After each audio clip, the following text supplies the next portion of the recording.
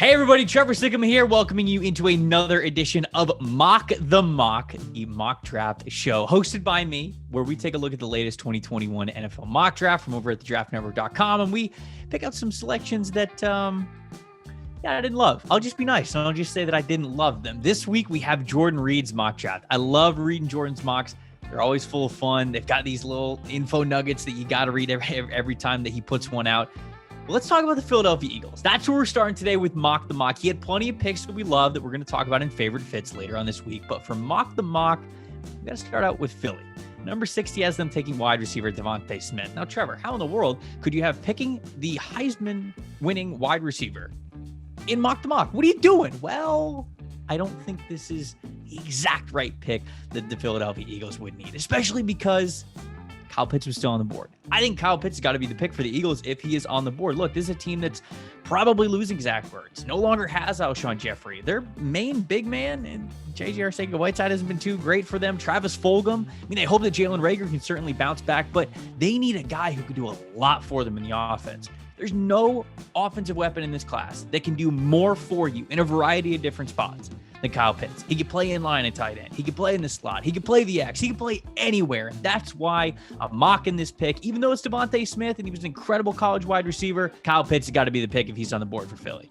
And speaking of Kyle Pitts, we got to talk about where Kyle Pitts actually went in this mock draft. Jordan had him going number 11 to the New York Giants, and that's a great pick. Don't get me wrong. This is actually the perfect pick for the Giants, but that's my thing here. Jordan, are you taking bribes from New York Giants fans to get Kyle Pitts to fall all the way down outside the top 10 to go to the New York Giants? You got to be honest with me, man. If you're taking bribes, I get it. You know, we're all trying to get by.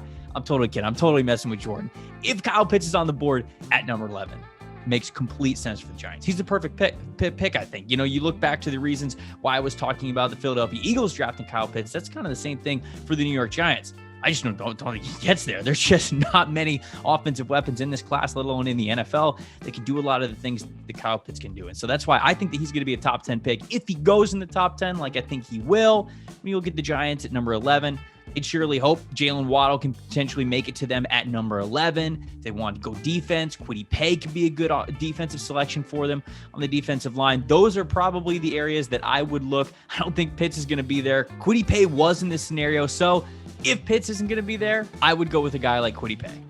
Last pick we're talking about here on Mock the Mock for Jordan's latest mock draft is the Tennessee Titans selecting pass rusher Azeez Ojulari. Now, this one has some context that I got to fill you guys in for.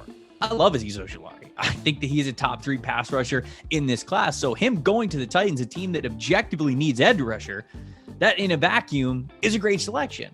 But how it came to pass and exactly what Azeez Ojulari is, that's kind of where we get into that I might have gone a different direction here. Azeez Ojulari, he's a speed rusher, and he's kind of the guy that they already have with Harold Landry. They're already hoping that Harold Landry becomes that. And so getting Harold Landry on one side, Azeez Ojulari on the other, that's a lot of speed, and that'd be tough for offensive tackles to handle. I mean, you would have to have 2 pretty good offensive tackles to really manage the speed at the edge for the Titans. So in that regard, I guess I kind of like it, but it's already the same mold of a guy they already have. Do they want to go with that same kind of player? And then the other part of this, he had them trading up to go get Azeez Ojulari. Titans originally selected number 22, but here they take Azeez Ojulari at number 14. He has the Vikings moving back, the Titans moving forward, and I'm just not so sure that would be a worthwhile investment. Now, Jordan said that it only took a 2nd-round pick and a pick swap for their 4th-round selections for the Titans to go move up and get their guy. If he is their guy, sure,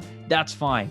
But I feel like this pass rusher class isn't star-studded at the top. So I don't even know if they need to lose that 2nd-round pick to go up and get Ojulari. That's kind of where I'm coming from on all this. In a vacuum, it makes sense. Titans need a pass rusher. Ojulari is a good one. But the context of how it came, the process of owning the NFL draft, I didn't love how they got up to 14, what they had to give, and the pass rusher that they would be complimenting Harold Landry with.